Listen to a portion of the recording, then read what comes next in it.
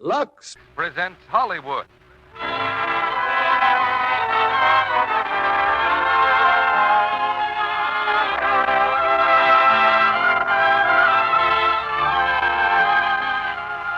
The Lux Radio Theatre brings you Shirley Temple and Herbert Marshall in Kathleen with Francis Gifford. Ladies and gentlemen, your producer, Mr. Cecil B. DeMille. Greetings from Hollywood, ladies and gentlemen. When I first knew Shirley Temple, she used to come over to my table at lunchtime in the studio restaurant to discuss the state of the world. Her world was concerned mostly with dolls and lollipops. But that was one of the most valued friendships of my life. For with my own grandchildren at home, my main claim to distinction was that I knew Shirley Temple. Well, it's 1943, and Shirley has traded dolls for dates. And since she's become a very lovely young lady, the competition must be rather keen. Tonight she comes back to the Lux Radio Theatre to co-star with Herbert Marshall in their Metro-Goldwyn-Mayer success, Kathleen. A very happy event for all her old friends. And with Shirley and Bart, we have Francis Gifford from the current Metro-Goldwyn-Mayer hit, Cry Havoc. The older generation usually seems rather blind and blundering to the younger generation. And in tonight's play, Shirley undertakes to fix up a certain romantic situation that badly needs fixing. New Year's week is a fitting time to renew old acquaintances, and a proper time for us to renew the resolve that we've made for some years past that the finest plays and pictures of the year will find their places on the schedule of this theater, and that Lux Flakes will continue to present the stars you want to hear each Monday night. If you're a long-standing member of this audience, you're probably also a long-standing Lux customer. If you're new with us, there's no time like a new year to give Lux Flakes the only test that really counts. And using it a very few minutes will cover the whole experiment. In a very few seconds, we'll see the curtain rise now on Kathleen, starring Shirley Temple as Kathleen and Herbert Marshall as John Davis, with Francis Gifford as Angela.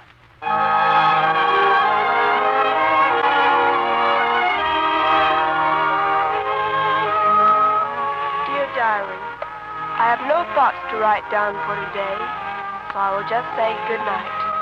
Good night, dear diary. P.S. I have got one thought. Mrs. Farrell is a meddling old ostrich. The foregoing thought for today was written by Miss Kathleen Davis, age 15. Kathleen lives in the big house on the hill, the Davis estate, where for more than a year, she and the housekeeper, Mrs. Farrell, have carried on a constant feud. Now, on a certain Saturday afternoon, Mrs. Farrell kneels on the floor outside of Kathleen's room. There's a sign on the door which says private, but Mrs. Farrell, ignoring the warning, is peering through the keyhole. Kathleen is right. Mrs. Farrell is a meddling old ostrich. Snooping again, weren't you? Peeking through my keyhole. You nasty little thing. What do you mean jerking that door open like that? I might have fallen and hurt myself bad. Badly, not bad. The adverb, Mrs. Farrell, not the adjective. I demand to know what you do every Saturday afternoon. Where do you go? Go ahead and demand. I won't tell. Well, this Saturday you're in for a big surprise. I'll keep my eyes glued to this door. They'll look awfully silly. Now, either you mend your ways, young lady, or I'm going straight to your father. Really? I certainly am. I'm going to tell him that after I've devoted years of my life to caring for his motherless child... Stop calling me a motherless child. My mother died when I was born, and I'm terribly sorry she did. But I can't help it, and I wish you'd please stop reminding me of it. After all my sacrifices. Who's sacrificing anything? You've been getting a perfectly enormous salary. How did you find out about my salary? You've been snooping and spying into my affairs. Oh, no. That's your trick. I just guessed. And furthermore, I'm going to tell him that you called me a meddling old ostrich. I never told that to anybody. You've been reading my diary. If you were a nice girl with a nice, clean mind, you wouldn't keep a diary. You get right out of my room. Please, you peeping Tom. Dear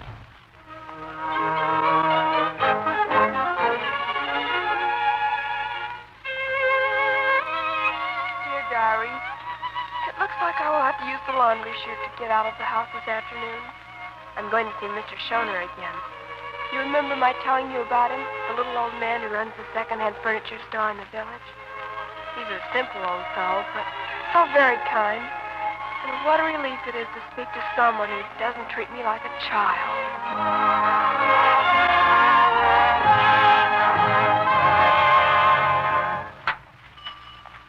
Just a minute, please. Coming. It's all right. It's only me, Mr. Schoner. Oh, hello, Kathleen. Hello. I was afraid it was a customer. Come in the back and sit down. Shall we have some hot chocolate today, huh? I got cookies. Oh, that's fine. But let me make the chocolate, Mr. Schoner. Sure, my lady of the house. Oh, by the way, I brought you something. Hey, what's this? It's a fish. Trout. Trout for me? You said last week you liked trout, so I asked my father to catch a nice one for you. Of course, you told me he's a fisherman. Well, that was kind of him to send me this. Oh, I told him and my mother all about you. Yeah? How I come here every Saturday and what friends we are. And Daddy said, any friend of my daughter's is a friend of mine. Of course, we don't have much, Mr. Schoner, but he's always glad to share with our friends. Your father I would like to meet sometime. Yes. Well, I'll start the chocolate, shall I? Why, sure. Oh, my, I wish Saturdays would come oftener. Me too. Oh, tell me, your father, has he been having good luck with the fishing? Oh, yes. His boat got most of the trout yesterday. Here in Long Island Sound? I always thought trout came from the mountain streams. Oh, do they? I mean, do you? Well, I don't know. Well, anyway, you tell him thank you. Yes, I will. Oh, we're running out of sugar. I'll make a note to get some. Oh, say, that girl in the big house on the hill, your rich friend, how is she getting on? Well, things have been pretty discouraging up there, Mr. Schoner. I'm glad you asked me about her. She's been on my mind a lot lately. She still can't find a way to get out so you can bring her here. No. That Mrs. Farrell watches her like a hawk. It'll never be any different up there. Kathleen, I think you're much too young to say never. Old like I am. I don't say it. But how can things get better? Her mother died when she was born. They treat her like a child. Well, she still has her papa.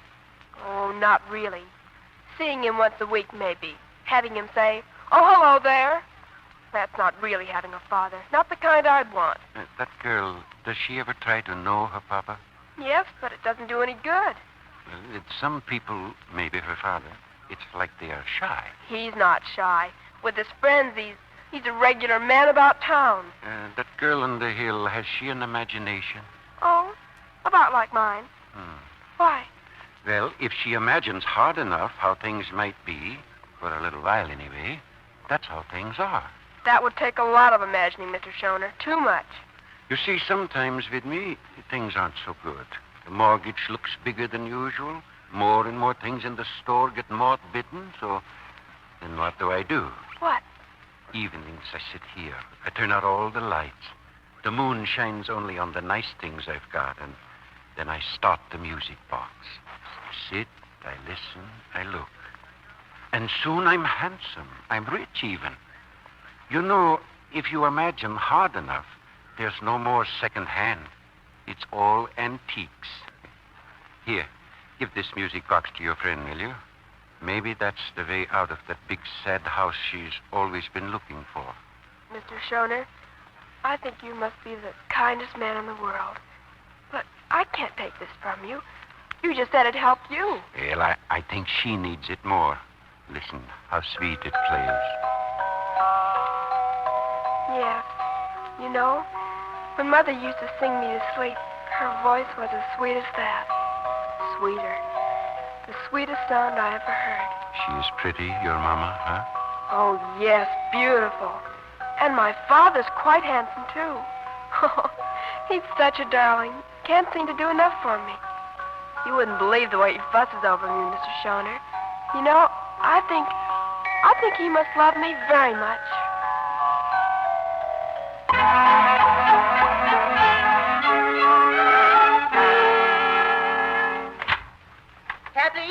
Kathleen, where are you? I'm right here in my room. Oh, well, you certainly weren't here a few minutes ago. No, I wasn't, was I, Mrs. Farrell? Where were you? Out.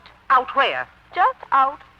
And how did you know I wasn't in this room a few minutes ago? I locked the door and I put a sign on it. Do not disturb. How did you get in here? Never you mind. For your information, breaking and entering is against the law and very close to burglary. You haven't heard the last of this, young lady. What's that box you've got there? Where'd you get it? It's a box. A very special and important and mysterious little box. And it's not supposed to be opened by anyone but me. So please don't open it. No one's going to open it. Good. I just thought I'd warn you, that's all. Don't you speak to me in that tone of voice, young lady.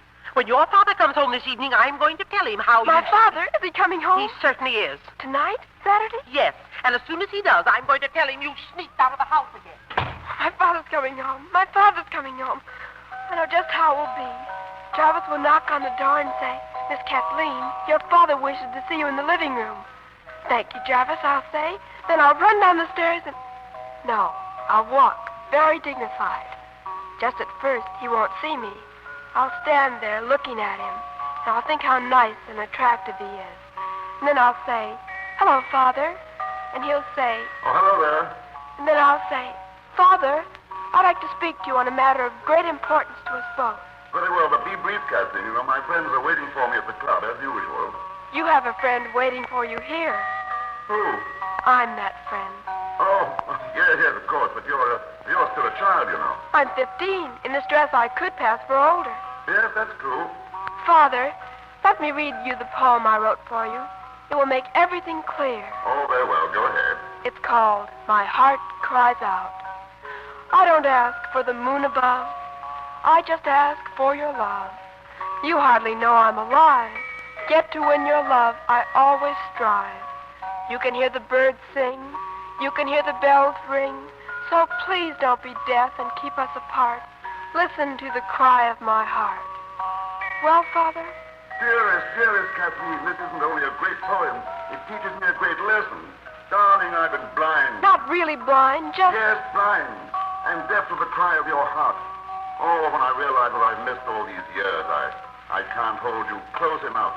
Oh, it's so wonderful, Father. Kathleen, from now on, we're going to see a lot more of each other. We'll be real pals, shall we? But you have to go to the office every day and out every night. I'll close the office. I'll stay home. Money means nothing to me now. You're all that matters. Oh, Father, it's like a dream come true. Oh, yes? Your father's downstairs, Miss Kathleen.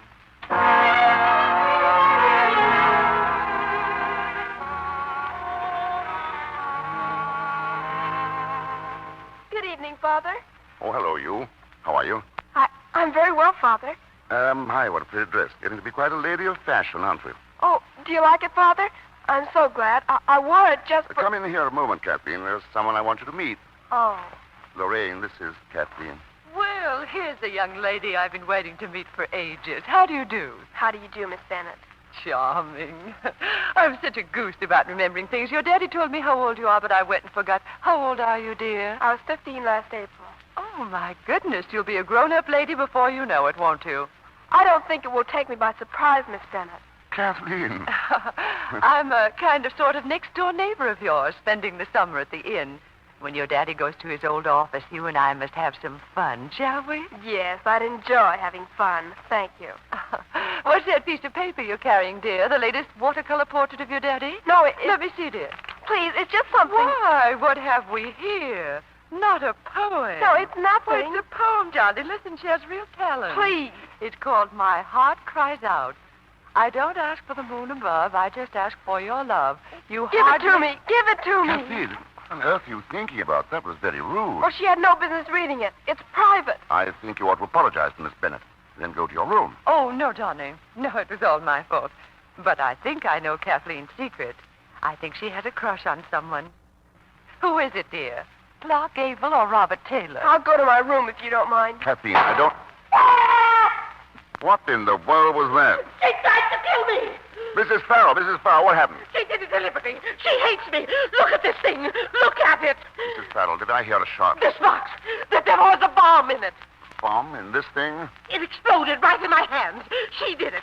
She planted the bomb. Come here, Kathleen. You wicked, nasty little... Let me handle this, please.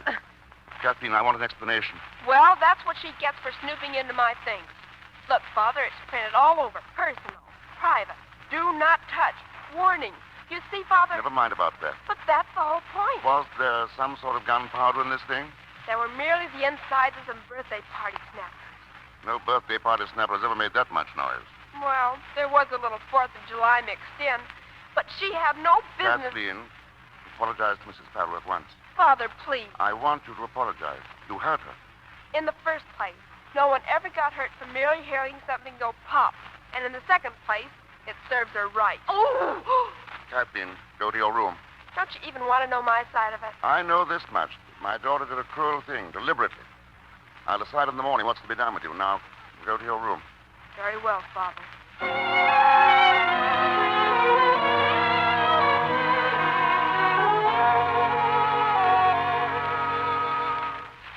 don't understand it, Lorraine. I always thought they were devoted to each other. Now I find that Kathleen's been bombing Mrs. Farrell, and Farrell thinks that Kathleen... Oh, she hates the child. What am I going to do? Darling, set your mind at rest. I know just the man. Man? The most wonderful doctor, Dr. Montague Foster. I'll give him a ring in the morning. A doctor? Well, what would I tell him? That Kathleen set fire to the nurse and the nurse hates Kathleen? What could a doctor do? Darling, have him come and give her a thorough examination. Oh, she's healthy enough. Oh, but Johnny, there's obviously something wrong, or she wouldn't be planting bombs. Maybe it's a complex or vitamins. Whatever it is beyond me. I tell you, I don't know her at all. She's a complete stranger to me. Oh, but darling, every child's a complete stranger to every grown-up. Now, don't you worry. Maybe she needs vitamin B1. Worst part of it is Kathleen thinks I'm unfair. She did label that thing private. Maybe I was unfair.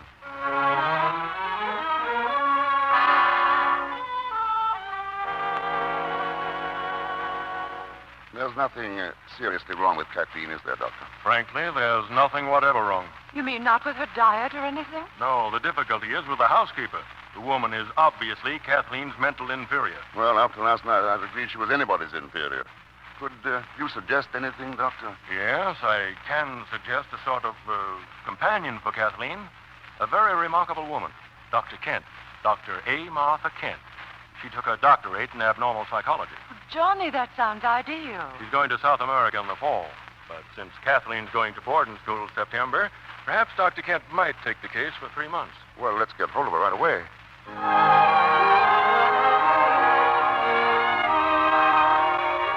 Dear Diary, Mrs. Farrell is leaving tomorrow. She told me they're going to bring in a lady doctor to take care of me. A lady doctor. Mrs. Farrell says she's coming to find out what makes me so much of a problem. Well, from now on, I'll be a real problem. From now on, it's Kathleen Davis against the world. Good evening, Mr. Davis. Evening, Jarvis. Has Dr. Kent arrived yet? Yes, sir. She's been waiting for you in the library, sir. Oh. Good evening. I'm sorry I'm late. Oh. Good evening. It's quite all right. You are Dr. Kent? Yes. How do you do, Mr. Davis? Well, how do you do? You're so much... Well, I expected someone entirely different. What did you expect? Hmm? Well, I'm not quite sure. Delighted to see you anyway. Sit down, will you? Here's a comfortable chair. Thank you. Dr. Foster's told me all about your very wonderful work, and you to be willing to take a job of this kind. You needn't be grateful, Mr. Davis. You're paying me very well. I would like to ask you a few questions about Kathleen. I'm certainly glad to tell you anything. Well, when she goes to bed, does she go to sleep immediately? Hmm? Well, I imagine so. Most kids do, don't they? I know I did when I was a kid. Then I know nothing at all about her eating habits, and she's been on sort of a hunger strike today. Hunger strike? Good grief, what would she think of next? Oh, it's an old device. I used it myself when I was her age. She'll eat when she's hungry enough. Is her principal meal in the middle of the day or at night? Well, you see, I go to the office every day, and I'm not home for lunch. Oh, of course. But you do see her at dinner, don't you? No. As a matter of fact, I don't. She eats none of her meals with you? No. Oh, not that I wouldn't like it, but you know how it is. You get delayed at the office. So she has all her meals with Mrs. Farrell. I see. Has Kathleen had a basal metabolism in the last 2 years? I honestly don't know, but I tell you what. You ask Mrs. Farrell. That's the best plan. She knows all her routine and all that. By the way, she's still here? No, she left early this morning. The brief talk I had with her convinced me that she knew nothing at all about Kathleen, except a great many things that aren't so. After the show she put on last night, I'm inclined to agree with you. Awful fool, that woman. So maybe you're wiser after all, in not knowing anything about Kathleen. Good night, Mr. Davis. When I've worked out a new plan for her, I'll tell you how you can cooperate in it. Oh, well, thank you.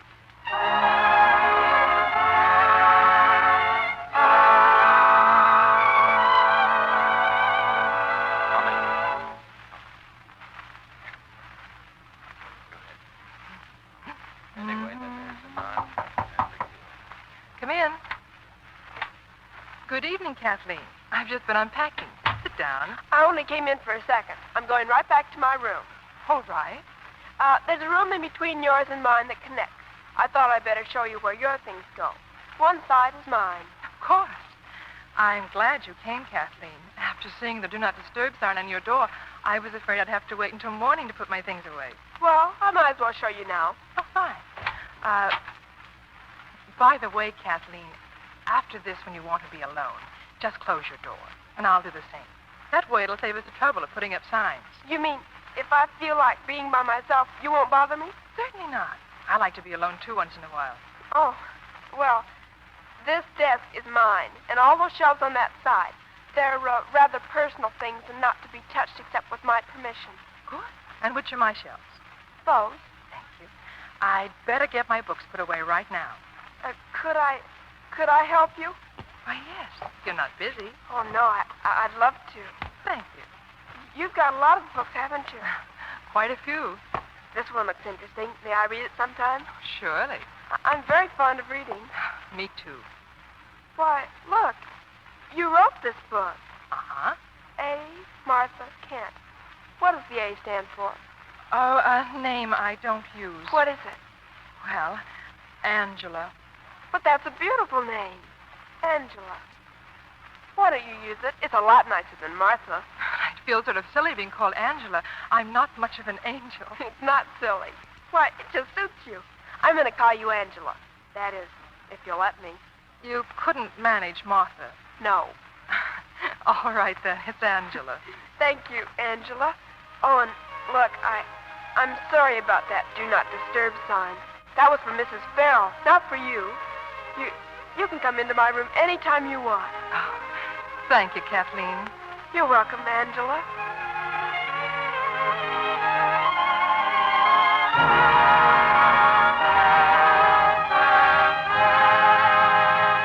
In just a moment, Mr. DeMille presents Shirley Temple, Herbert Marshall, and Francis Gifford in Act 3 of Kathleen. Frankly now, how do you feel when you're washing dishes? Like this? Dishes, dishes, dishes. I could scream. Someday I'm going to throw them all away and use paper ones. Well, why not now? That's a pretty drastic remedy. Here's another one that's easier on the temper, and the dishes, too. Reciting to yourself some poetry you've read. I am drinking in the breeze. I am sailing on the bay. I am cutting snow-white roses. I am down Calcutta way. I am singing in the Argentine. I am dancing in Bombay. While my hands are doing dishes out here in Iowa. Dishwashing time is a wonderful time for letting your fancy run free, building castles in the air. At the same time, if you're using Lux, the dishes are getting done fast. Come clean and sparkling in no time. Besides, those extra gentle suds are so kind, your hands will stay soft and lovely with Lux in the dishpan. Many women have proved what a difference Lux makes. Mrs. Minda Maitland, wife of an aircraft worker, says, Strong soaps made my hands so rough and red I was ashamed to have anyone see them. Simply changing to Lux took the redness all away. And Mrs. Muriel Doyle, wife of a naval officer, says, George was amazed how my hands improved when I changed from strong soaps to Lux for dishes. They're soft and lovely again. You'll find Lux is thrifty, too. By actual test, Lux does up to twice as many dishes as other well-known soaps. That's important these days when nothing must be wasted. Use all the Lux you need to get rich suds, but no more than you need. We pause now for station identification. This is the Columbia Broadcasting System.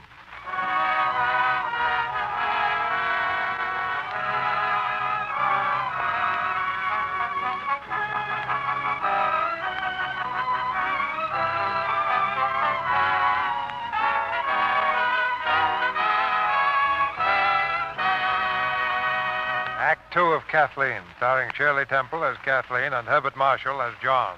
with Francis Gifford as Angela.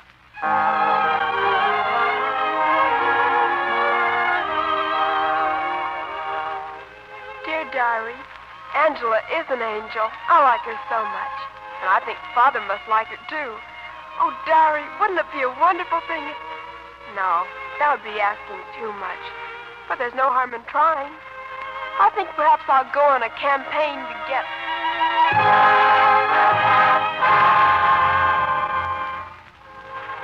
Let us pry no further into Kathleen's secrets. Well, another Saturday has rolled around, and Kathleen has been visiting Mr. Shona at his store. She used the laundry chute to get out of the house. But on her return, she walks boldly in at the front gate to find Angela watching her from the porch hammock. Oh, hello, Angela. Hello. I was out. So I see. What have you been doing all afternoon? That's my secret. Oh, I suppose you've been wondering where I've been. No. Oh, by the way, you needn't use the laundry chute anymore, unless it's more fun than the stairs. Oh, thanks. It was getting to be a pretty tight squeeze. You'd better go and get dressed. We're having dinner with your father. We are? Huh? Well, that's not much to get excited about. Well, Kathleen, what are you talking about? You've told me how much you look forward to seeing him, and all this week you said how nice it was having him home. Well, I do love him, of course, because he's my father. And it says in the Bible you should honor your father. Well, that isn't the reason you love him, because the Bible says so. Well, pretty much. Oh, nonsense. You love him for himself. But there isn't much about him that would make a person love him if he weren't a person's father. Do you think so? Of course I do. Lots of things. For instance? Well, to begin with, he's an extremely intelligent man. Well, yes. Yes, I guess he is pretty intelligent at that. I wouldn't say he was very good looking, though. Would you? Well, I don't know what more you want in the way of good looks. He's tall, he has a good figure, dresses well, has nice blue eyes, perfect teeth, an unusually attractive voice. What do you want, a collar ad? Yes, I see what you mean. I guess he's not so bad after all. Kathleen Davis, are you kidding me?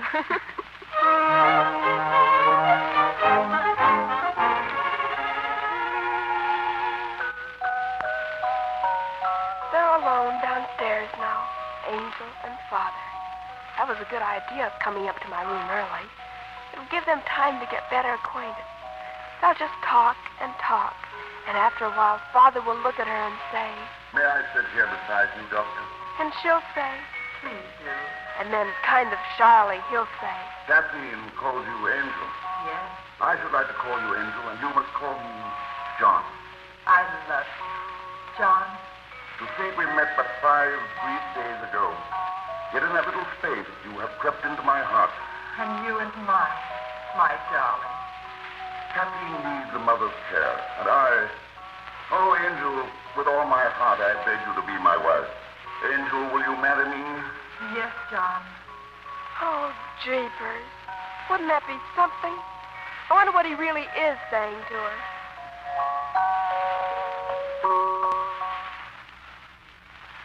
More coffee, Doctor? No, thanks. Well, Kathleen went to bed very early this evening, didn't she? Well, I'm just as glad. She'll have a big day tomorrow. Tomorrow, what's doing? You and your daughter are going out for the whole day, alone. Well, that sounds fine. I'd like that, but you see, I won't be here. I'm driving up to Saybrook tonight. I don't think you should go. Well, but people are expecting me. After all, I have dined at home twice this week. Yes, you really deserve a gold star on your report card for a big sacrifice like that.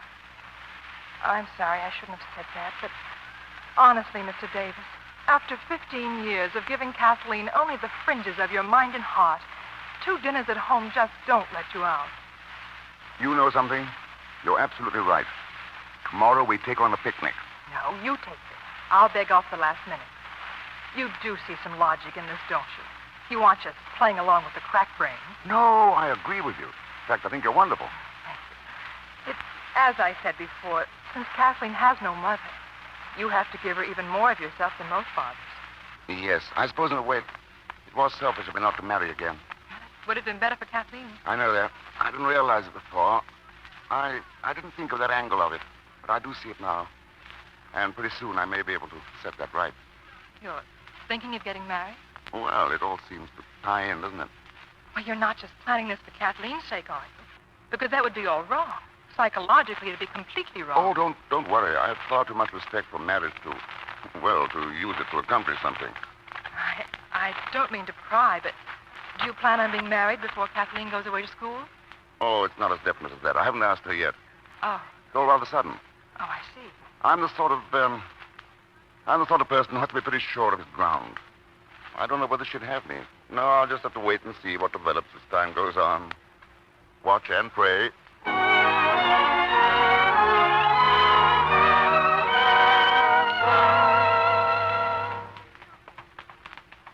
Kathleen, come on. Good morning, Father. Morning, dear. Hurry up now. Get your things together. We're going on a picnic. We are? Just the two of us? No, the two of us and a lady. A rather special lady. Oh, I know this lady, don't I? You certainly do, and I think she's super special. Good for you. You know, you're a very discerning little pigeon, aren't you? I'm 15, Mr. Davis, and I notice a great deal more than you think I do. I bet you do at that. You know, I think you and I are going to be very good friends. Mm-hmm. Well, hello, Kathleen, darling. Isn't it fun about our picnic? Oh, hello, Miss Bennett. Oh, come now. Picnickers can't call each other miss. Call me Lorraine, won't you? Are you coming? Well, certainly, Donnie. I just told you. Are you going to have hard-boiled eggs, do you suppose, in their shells? What do you think, Kathleen? I really don't know. Or cold chicken. Don't you love to eat cold chicken out of your fingers? Kathleen. Well, you're a funny one, Kathleen. Now that you're face to face with Lorraine, you seem to have lost your tongue. After all the wonderful things you've just said about her. Where's Angela? Why, upstairs, I imagine. Excuse me. I've got to see her a minute. Kathleen. Excuse me.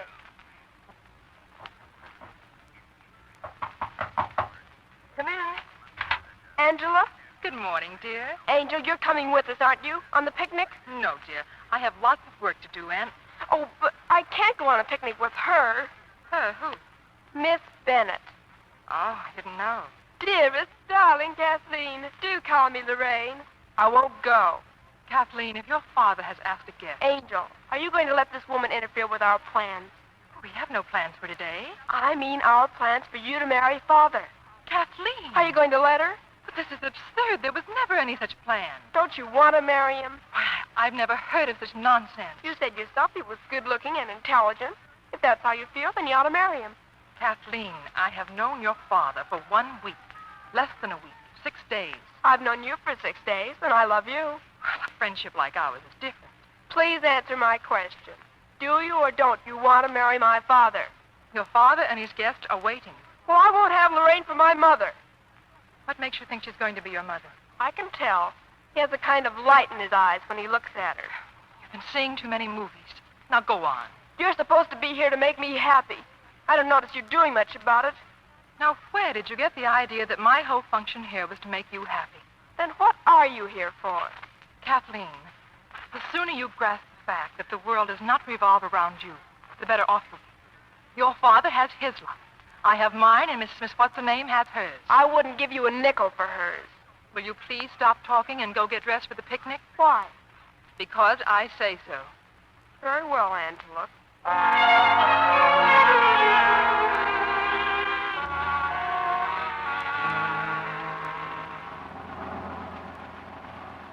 My, haven't we had a super scrumptious day? Oh, you've been a grand picnicker, Kathleen. Thank you. I still don't understand why those people didn't put in the salt. Spoiled the whole lunch. Johnny, we voted not to mention the salt again or the milk. Now, just for that, he must pay a forfeit, mustn't he, Kathleen? All right, I deserve it. What shall we make him do? Say the alphabet backwards? Does he have to? Oh, sweet. She can't be cross with her daddy even in fun. I know what. To pay a forfeit, we'll make him kiss us both. Oh, that's not a forfeit. That's a privilege.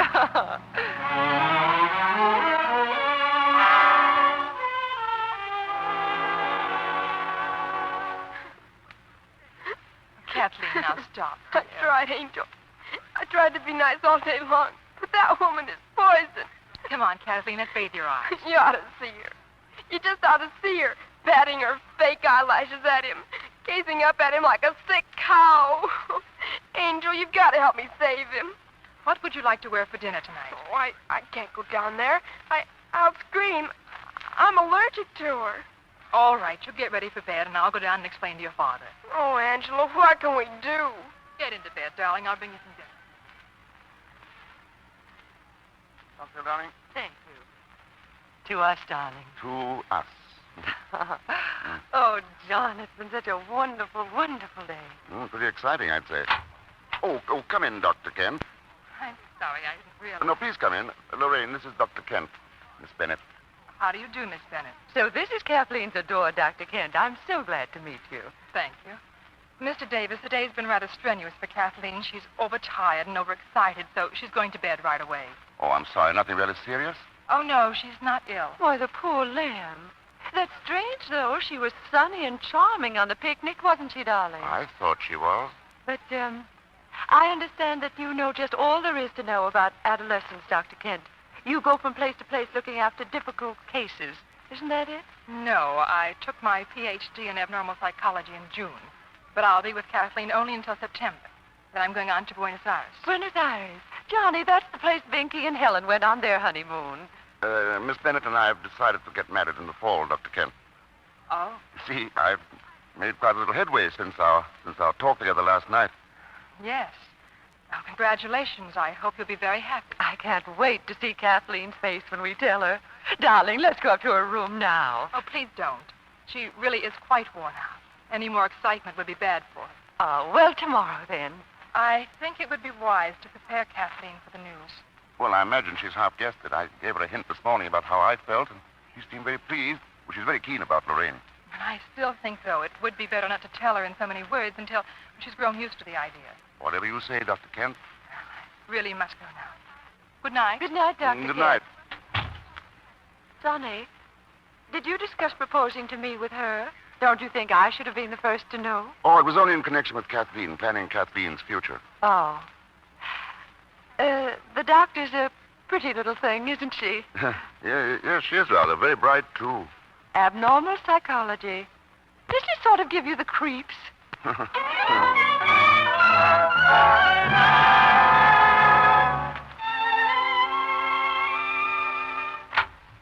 Angel?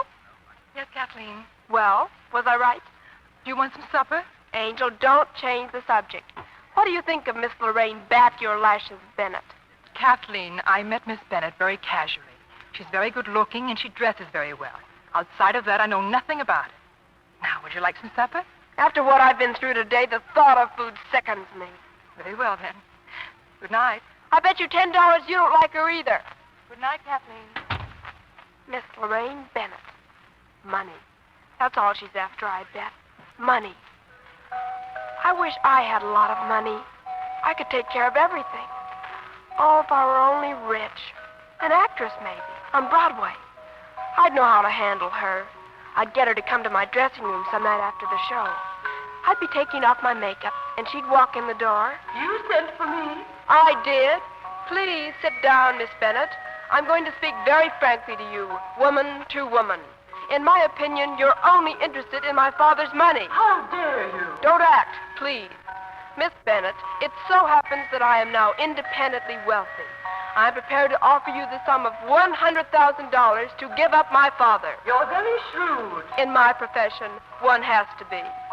Well? I'll take it. Very well. Here. Thank you. Officer, do your duty. This money is marked. Oh! Lorraine Bennett, I arrest you in the name of the law for accepting the sum of $100,000 as a bribe on the promise you would give up one John Staunton Davis forever. Lorraine, no, I overheard all. It isn't true. Is it? Tell me it isn't. No, I mean, yes, it's true. Now you know. No, the sordidness of it. Father, dear, look at me. Forgive me, Father. Oh, my darling Kathleen, you've opened my eyes. I want a wife and you want a mother. And as my wife and as your mother, we want someone lovely looking and intelligent and a good sport. In short, someone just like Dr. Arthur. Hey, Martha Kent. Oh, John, I'm here. If you want me, I'm yours till death do us part. Darling, till death do us part. Oh, what's the good of dreaming? That won't help. Nothing will help. Nothing at all.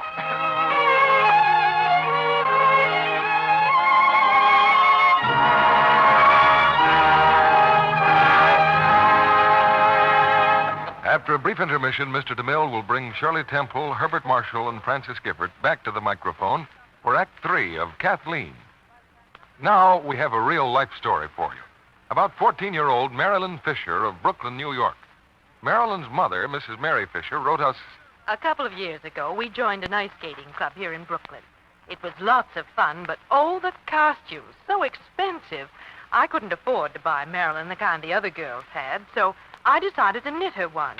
But when it came time to have it cleaned... Hello, Mom. Can they have my dress back for Saturday? Can they?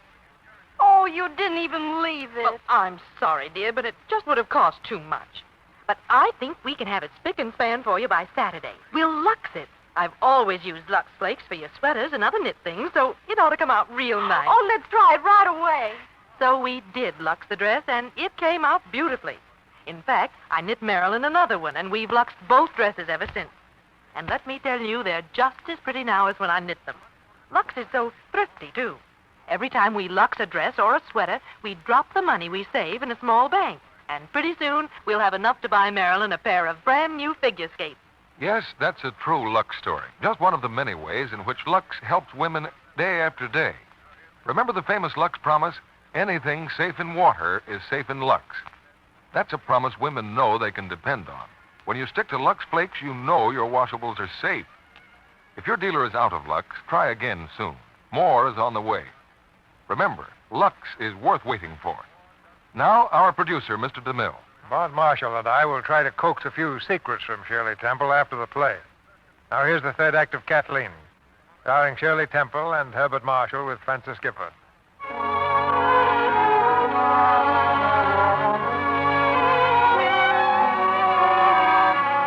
Miss Kathleen Gifford, she seems very sure of herself in the role of Cupid, and she's determined that her father shall marry Angela.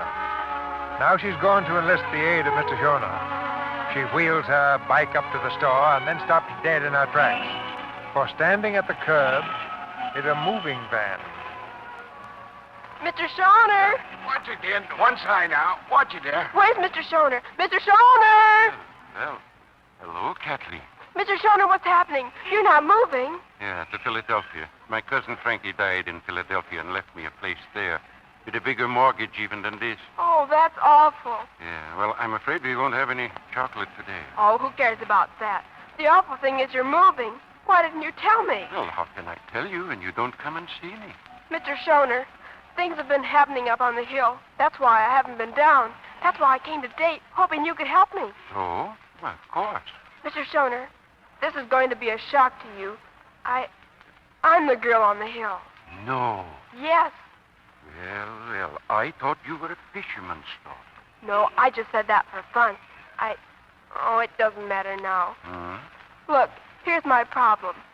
My father's going to marry a woman I can't stand. I'm crazy about Angela. That's the woman doctor I told you about, and I want her to be my mother. Oh, you do? I most certainly do. Well, this Dr. Angela, has she some feeling for your papa, maybe? Of course she has. But there's some kind of rule about how a woman can't raise a finger to get the man she loves. Isn't it ridiculous? Anyway, Angel won't do anything, and I'm not going to have my father gobbled up by Miss Lorraine Bennett, whom I simply loathe. This Miss Lorraine, maybe she's not so bad as you think. Oh, Mr. Schoner, don't you go back on me, too. I've been thinking and thinking about what to do. All day yesterday I did nothing but think, and I didn't get any place. Now you're leaving. Oh, I'm not leaving for a while yet. They got to finish the loading. Mr. Schoner, Hmm? if our friendship means anything to you, you can't go and leave me high and dry. You're my last resort. Think of something, Mr. Schoner, please. Well, how about this? You bring your friend, when you like, around here, and we three of us will have a talk. Maybe we get an idea. Oh, that's wonderful. Thank you, Mr. Schoner. You're a tower of strength.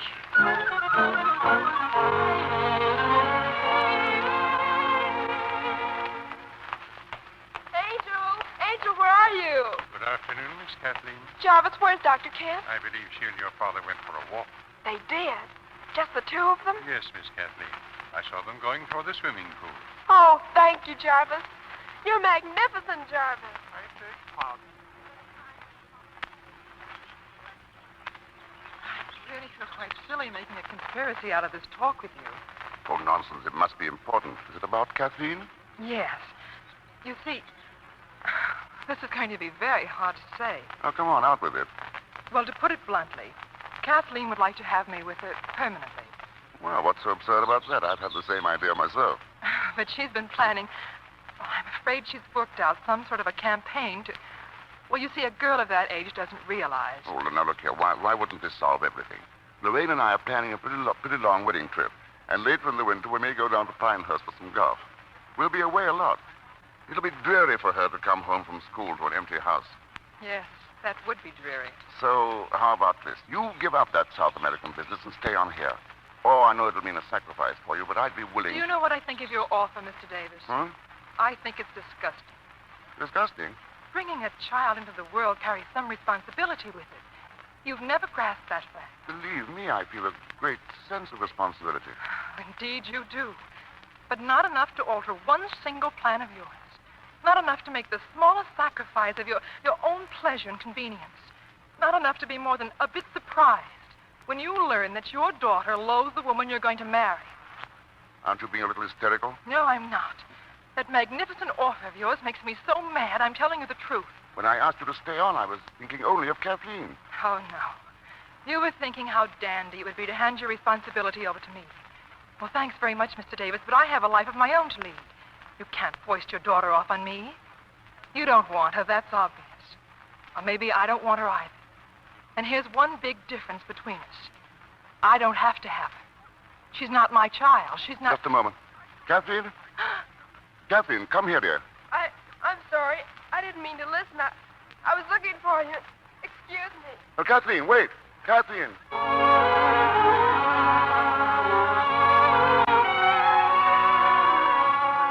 Dear diary, this is the last time I shall ever write in this book. I'm leaving here tonight for Philadelphia. Mr. Schoner will take me in, at least until I can make plans. He's the only friend I have now. The only friend I have in the whole world.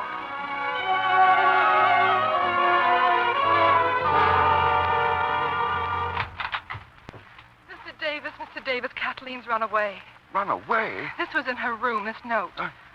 I'll get the car. No, you'd better call the police. She's had an hour's head start.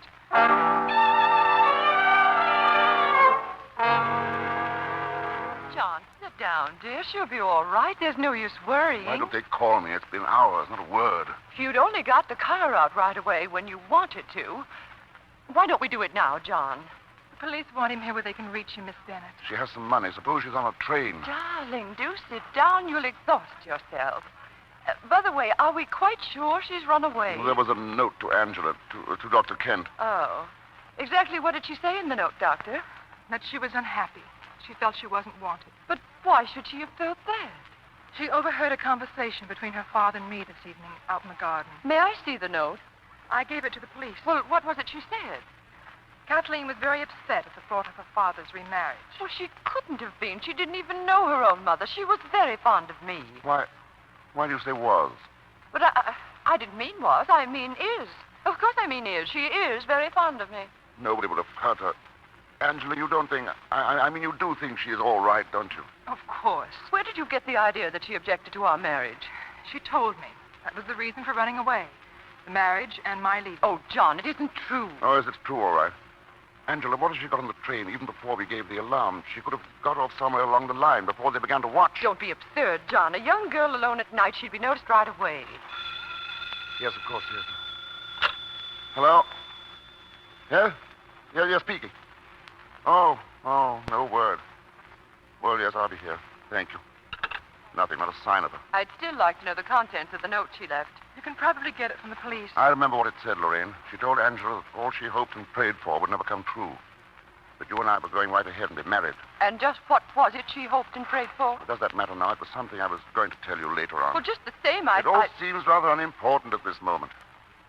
Dr. Kent, I suppose you've discussed all this matter with Kathleen, her dislike for me. Yes. Did it ever occur to you to try to overcome it? Miss Bennett, I can't go into that now. Oh, yes, you can. Very well. Her dislike for you apparently started the first day she met you. And her dislike for me suited you perfectly, didn't it? It fitted right in with your plans to reach John through his daughter. Lorraine, be quiet. Don't you see, John? Are you blind? This woman is trying to... I said be quiet. Kathleen is lost. My daughter is lost. For all we know, she may be sick, hurt. I can't quite see that this is any moment for petty arguments, Lorraine. Petty arguments? And if you don't mind, I prefer not to discuss it any further. I should like to go home, please. I can't leave the phone now. You know that. Then I'll drive myself. I'll expect to hear from you in the morning, John. All right, the car's at the door. Thank you.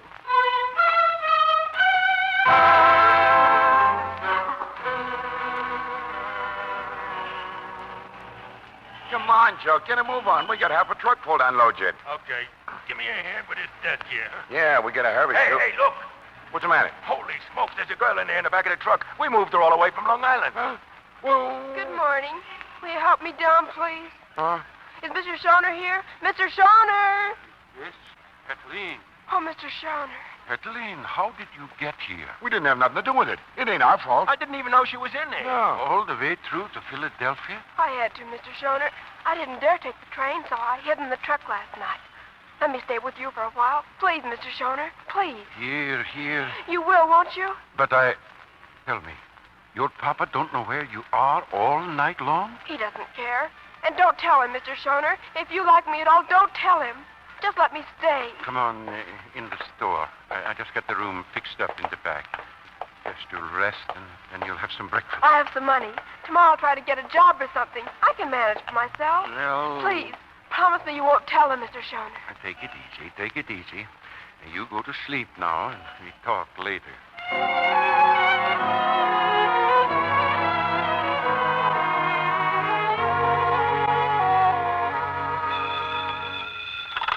Hello? Yes, this is Mr. Davis. Who? Shona? I'm afraid I don't. What? Where? Is it about Kathleen? Wait. Hello. Are you sure? Oh, tell me, is she all right? It's all right, Angela. She's safe. Hello. Give me the address. Philadelphia. Yes, I'm... Oh, she's safe. She's... Angela. Hello, wait a minute. Angela.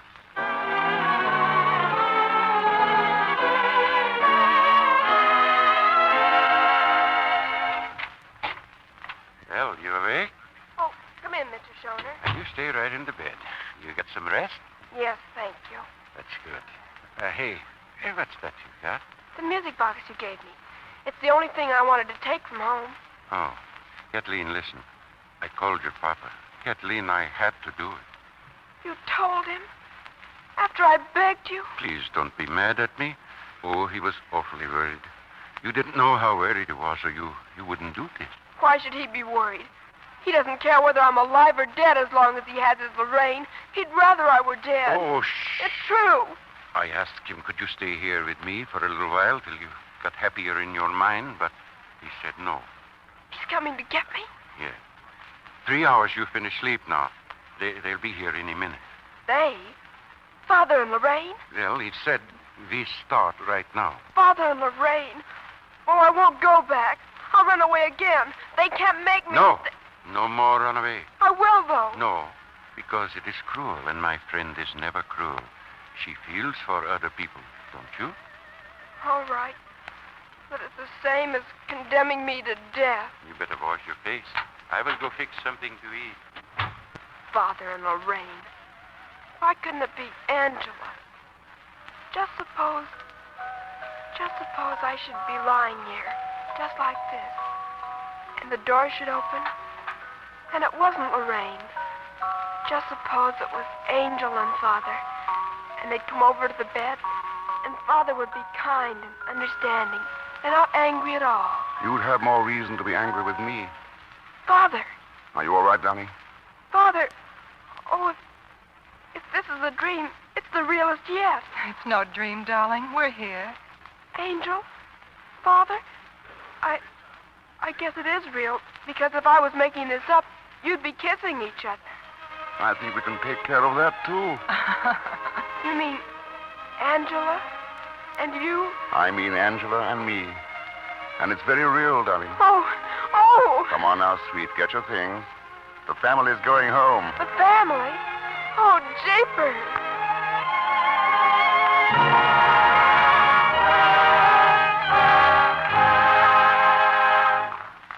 Now, Our stars will return for a curtain call in just a moment.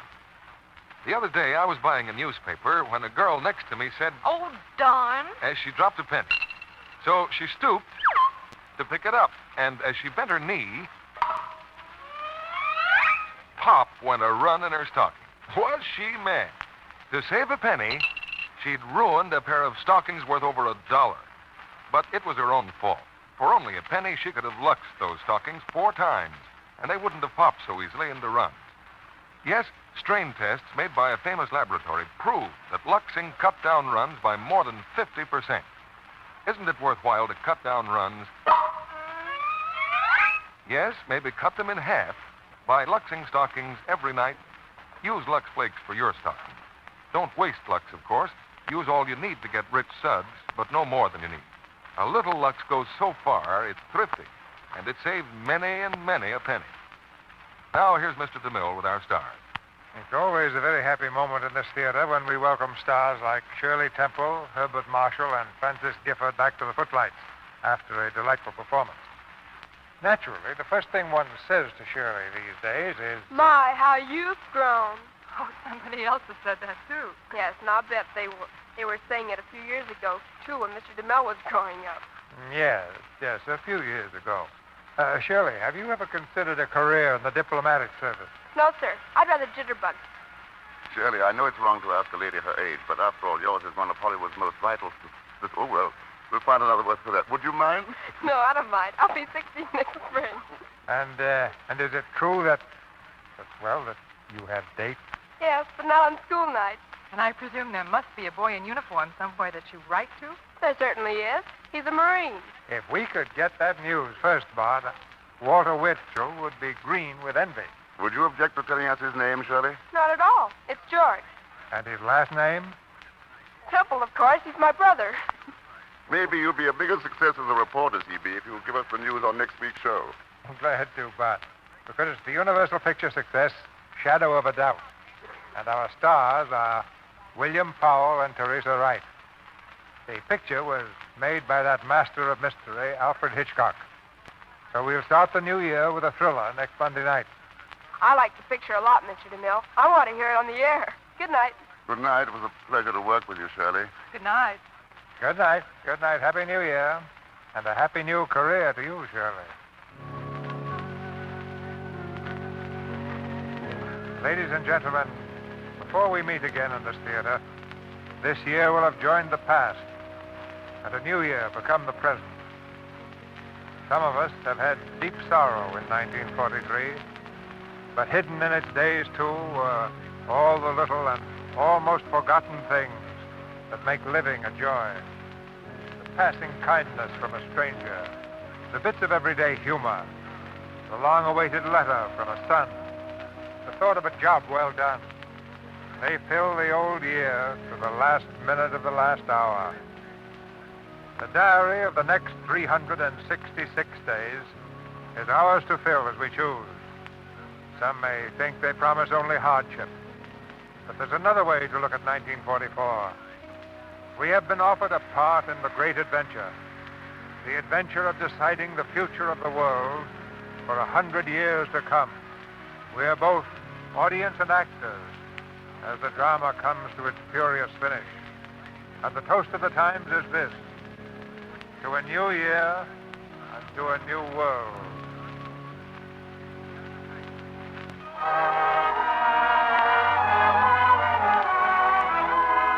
And now, our sponsors, the makers of Lux Flakes and Lux Toilet Soap, join me in wishing you a happy and victorious 1944. And we invite you to be with us again next Monday night when the Lux Radio Theatre presents William Powell and Teresa Wright in Shadow of a Doubt. This is Cecil B. DeMille saying good night to you from Hollywood.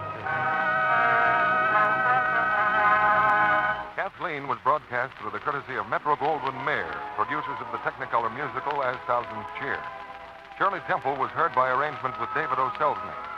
Miss Temple is one of the 7 stars of the forthcoming Selznick International picture, Since You Went Away. Herbert Marshall will soon be seen in the MGM picture, Andy Hardy's Blonde Trouble. Now, here's news for young women between 17 and 35 on how they can get a valuable nursing education absolutely free. America is critically short of nurses, and so the United States government is offering to pay all your expenses in an accredited school of nursing if you qualify. You will wear the uniform of the United States Cadet Nurse Corps. The cost of your tuition, books, board, and room will all be paid.